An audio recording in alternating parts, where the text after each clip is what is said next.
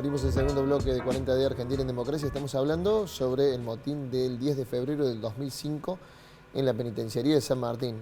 Y bueno, ahí veíamos recién un poco un clip de esa jornada del día siguiente. Decías, Hugo, la importancia que tenía la cuestión de las visitas y cuando se ingresa y como que la chispa que detona un poco ese motín, ¿no? Digamos. Estabas comentando recién en el bloque anterior. Sí, que a mí particularmente me llamó mucho la atención que estaba relajado tomando exámenes ese día en la universidad y yo sabía que era un día de visita y por eso también el tema de mi actividad que tenía en la unidad y que me llamaran de urgencia en ese horario me llamó mucho la atención. Entonces como que pensaba que era algo... La sospecha que tenía los días anteriores capaz también Sí, comencé a pensar que podría ser algo entre pabellones y punto, pero no me imaginaba en ese momento la dimensión de lo que estaba aconteciendo hasta que justamente los mismos internos se pudieron comunicar conmigo. Y ahí viene todo un desarrollo, bueno, tiene varios momentos, tenemos algunos momentos seleccionados, Adolfo, con la producción, pero bueno, el propio director de la penitenciaría queda adentro, rehén, guardia cárceles, quedan rehenes, lo que decía Hugo, lo que decías vos recién, este tema de la guardia externa y las armas en poder de los internos también, ¿no? Claro, porque se genera una trampa en ese momento, porque, como te decía en el bloque anterior, ingresa la guardia externa, que tiene prohibido al corazón del penal, se meten por el pasillo central, ¿sí? Y atrás genera conmoción en todo ese primer centro, que son 4 pabellones larguísimos de doble piso, plagados de internos y de visita. ¿Y qué pasa en ese momento cuando se dan los tiros? Se revienta el primer centro, la parte de adelante. Entonces, ¿qué sucedió?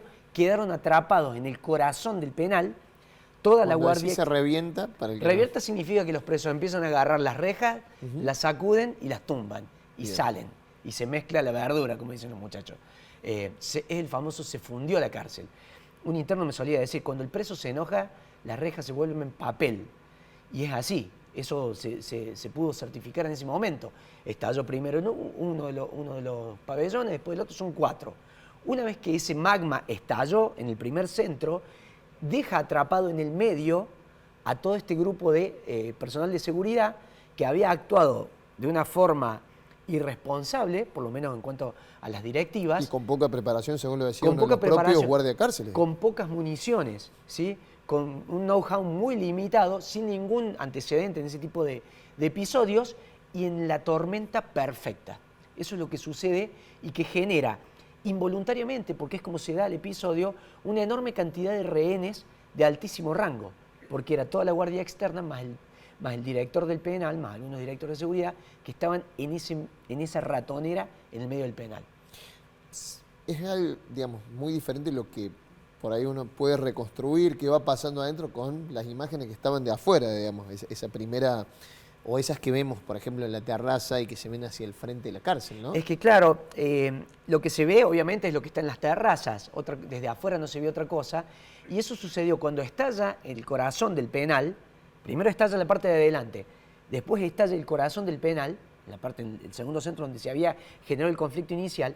Ahí empiezan a salir los internos, muchos de esos pabellones, que eran pabellones más jodidos, y ahí nomás muy cerquita, corregime, está una escalerita que te llevaba a la terraza. Claro. Empiezan a fluir hacia arriba y a llevarse esos rehenes que habían quedado atrapados ingenuamente, a llevárselos de rehén a la terraza. Por eso estalla de adelante hacia el medio y hacia arriba. Es casi un movimiento físico. Vos imaginate un volcán, prácticamente con la misma modalidad, fue la ebullición del motín.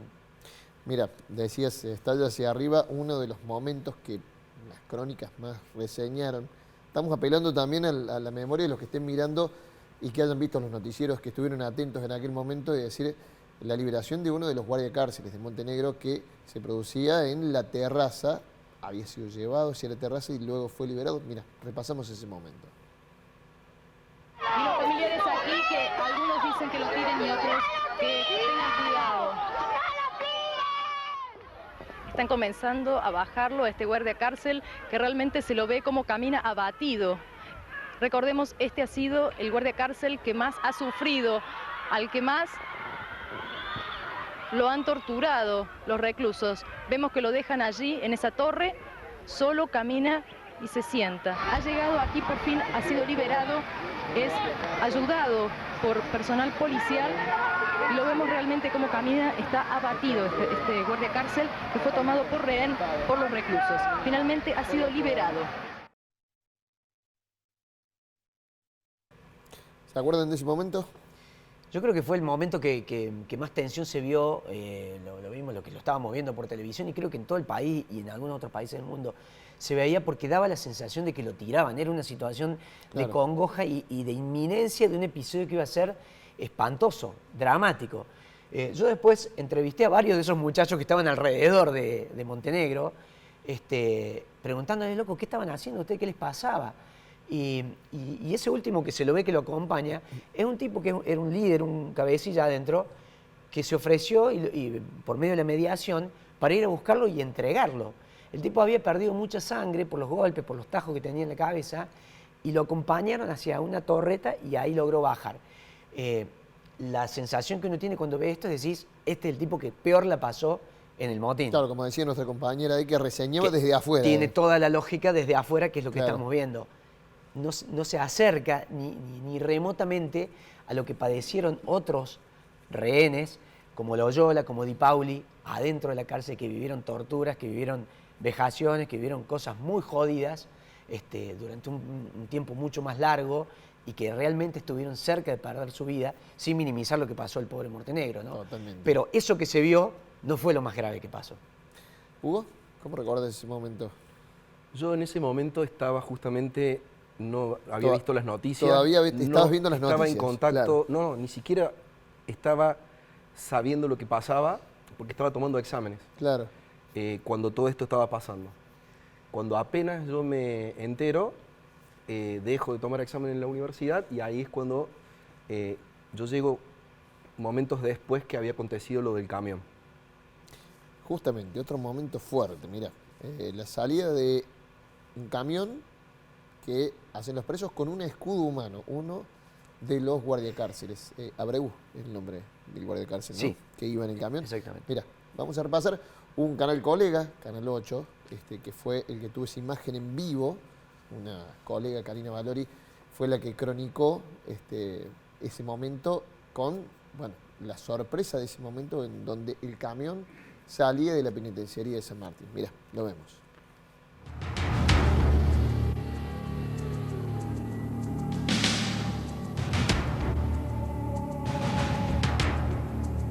En este momento, la balacera es verdaderamente impresionante. Los presos lograron salir del penal. Ustedes pueden ver este camión que ha chocado un árbol con un montón de presos que están en su interior. Las balas no cesan. Esto es realmente caótico. Los presos entonces, reitero, han tomado la calle. Un grupo logró salir en este camión que ha impactado. Tienen rodeado al camión. La policía ha rodeado al camión en el que salió un grupo de reclusos y que tomó la calle, y al girar chocó contra un árbol y ha dado también de lleno en el frente de una casa ubicada en la calle Uspallata. Ahí estaban las imágenes de Canal 8, Telefe Córdoba hoy, y la cronista Karina Ortiz cronicando justo ese momento en el que salió Fue un camión. impresionante, eso fue impresionante. Yo creo que es uno de los picos del periodismo televisivo Totalmente. en Córdoba. Lo que registraron, no me acuerdo el nombre del camarógrafo también, pero Mauro Yongui, no trabaja más en Canal 8, pero se jugaron el pellejo. Estamos hablando de que silbaban las balas. Me acuerdo en el juicio, el que después fue jefe de policía, Frías, atestiguó en el juicio. Ese fue el momento más dramático y más peligroso de toda mi carrera policial. Lo dijo un tipo que después fue el jefe de policía. Ese es el momento que logra cronicar, esquivando las balas, Karina Ortiz y Mauro Yongui. Entonces, mi reconocimiento a ellos. Fue terrible porque se genera en el fondo del penal, en el pabellón de industria, el plan sumamente precario y rudimentario de intentar huir a bordo de un camión que era del servicio penitenciario, al que simplemente proveyeron de unas maderas, unas tablas atrás como para esquivar las balas o para protegerse las balas. y se fueron subiendo internos, Claro. algunos de ellos casi en estado bajo el consumo de pastillas o de cosas, casi en inconsciencia, como si fuera una excursión a la calera, más o menos. Claro. Uso palabras que me fueron contando protagonistas o gente que estuvo ahí. Y ese camión fue avanzando por una calle lateral Interna, en el penal. una calle interna del penal, bordeando el muro, como para que te hagas una idea, y salen por un portón que estaba adelante, pidiendo cobertura de balas a los presos que estaban en las torretas de arriba. Por eso en ese momento, unos minutitos antes, se da la muerte del policía Cogote, que estaba contra también ese lado, porque desde arriba los internos, algunos de ellos, habían empezado a abrir fuego para tratar de despejar, haciéndole la cobertura a los que venían abajo. Un plan suicida fue el que ejecutaron los tipos que estaban adentro de esa cabina, que eran, creo que 7 adentro de la cabina. Más un guardia cárcel. Más un guardia cárcel. Iban a ser 2 escudos humanos. Finalmente fue solamente Andrés Abregu. El otro sobrevivió. Se llama Rubén Darío Milic. Lo sacaron segundos antes y fue un testigo importantísimo en la causa. Ese camión con una corrida alocada, ingenua, te diría, totalmente rudimentaria. Cobertura y para los que estaban cobertura de balas desde arriba, pero también muy precaria. Y balazos desde abajo Claro, por parte de pretenden la fuerza. salir por el portón, doblan a la derecha, atraviesan un portón de alambrado y reciben una lluvia de balas terrible que no les permitió avanzar más que 5 metros. ¿Hugo? ¿Cómo lo recuerdas ese momento? Como un momento muy doloroso, fundamentalmente para acompañar a los familiares de tanto de los internos y del guardia cárcel, ¿no? Porque realmente se podría tranquilamente haber obviado un montón en esa balacera de muertes. Creo que, como bien dice Adolfo, fue algo no planificado. Seguramente se podría haber previsto otro modo de captura y no la muerte injusta de este guardia cárcel y de las personas que también en ese momento se aventuraban a hacer esto. Adolfo hablaba de ese plan precario que se iba dando en diferentes lugares. Porque también el motín había sido eso, no había tenido una organización, había sido un estallido muy rudimentario en donde, bueno, escuchaba uno de los presos en este documental, decía, había un momento de éxtasis de decir la cárcel era nuestra, pero ¿para qué o por qué? Digamos, ¿no? ¿Vos lo ves así? Sí, también? a la vez los comentarios, yo a la cárcel la recorría, vivía, compartía con ellos. Era mi tiempo de vacaciones supuestamente y yo no me iba de vacaciones en ese momento porque era cuando menos personal había y cuando mayores actividades hacíamos en la capellanía, porque al no tener escuela los internos tenían mucho tiempo, entonces aprovechábamos para tener otras actividades, entonces se compartían más horas con ellos y fundamentalmente en el tema del deporte y en los talleres que hacíamos en la capellanía. Y realmente muchas personas la pasaron mal, porque siempre cuando había algún tipo de problema o estallaba en la cárcel, siempre el resguardo de cada uno en los pabellones y ver con quién se podían quedar las personas. Pero en ese momento, vos imagínate, más de 300 personas con causas muy grandes en el penal, y de pronto estar todos los pabellones abiertos, vos te encontrabas con alguien que tenía algo pendiente con vos de hace años, claro. Y a la vez también sabiendo de que los presos estaban armados.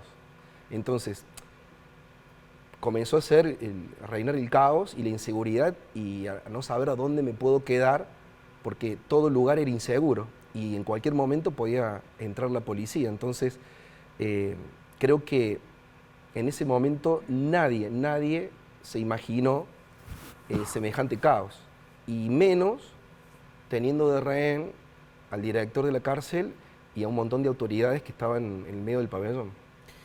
Nos vamos a ir a la segunda pausa en este 40 de Argentina en democracia. Estamos hablando sobre la revuelta del febrero de 2005 en el motín del penal de San Martín. Pausa y ya venimos.